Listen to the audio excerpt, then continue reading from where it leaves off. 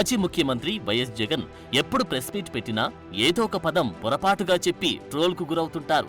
యథావిధిగా ఈసారి పెట్టిన ప్రెస్ మీట్లోనూ ఆయన టంగ్ స్లిప్ అయ్యారు. 100 రోజుల చంద్రబాబు పాలనపై మాట్లాడిన జగన్ తిరుమల లడ్డూ వివాదాన్ని తెరపైకి ఎందుకు తీసుకొచ్చారో వివరిస్తూ నోరు జారారు. ఆయన చెప్పే విషయాలన్నీ స్క్రిప్టెడే అయినా కొన్ని పదాలను పలకడం ఇంకా సరిగ్గా రావడం లేదు పాపం. వారు సప్లై చేసిన ప్రతి ట్యాంకర్తో పాటు, వెరీ ఇంపార్టెంట్ ఈ పాయింట్, వాళ్ళు సప్లై చేసిన ప్రతి ట్యాంకర్ నెయ్యితో పాటు వాళ్ళు NABL సర్టిఫై చేసిన సంస్థ నుంచి, అంటే NABL అంటే నేషనల్ అక్రెడిషన్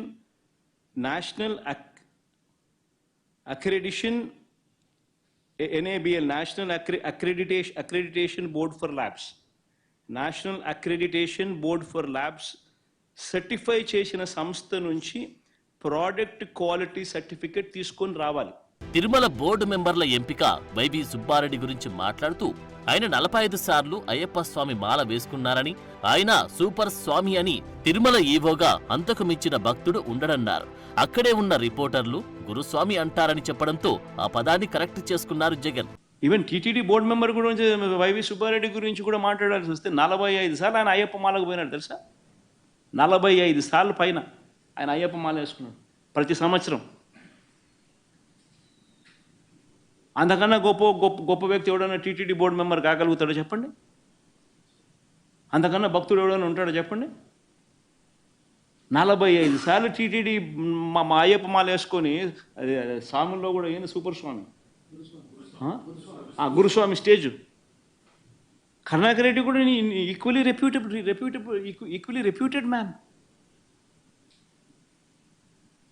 అంటే మనం ఏం మాట్లాడుతూ ఉన్నాం, ఏం చేస్తా ఉన్నాం.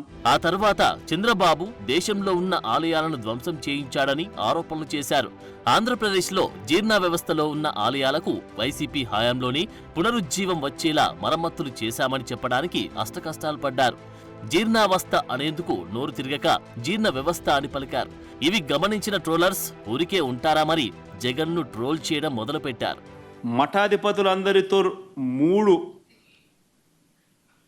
మఠాధిపతులందరితో కూడా విద్వత్ సదస్సులు నిర్వహించింది కూడా మేమే. ఎప్పుడు చంద్రబాబు నాయుడు హయాంలో ఇలా మఠాధిపతులతో విద్వత్ సదస్సులు నిర్వహించే కార్యక్రమం ఎప్పుడు జరగల.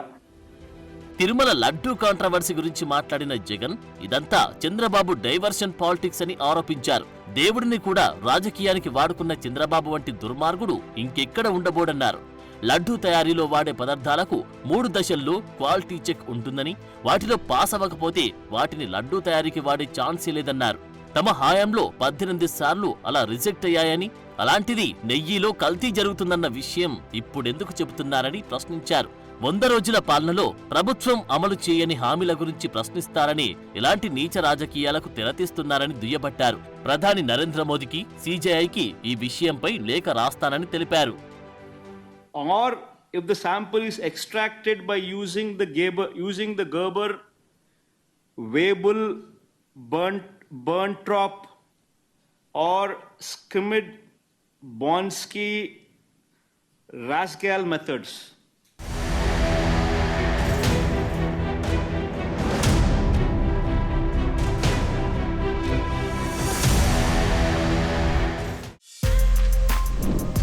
For more videos like this, subscribe Big TV channel.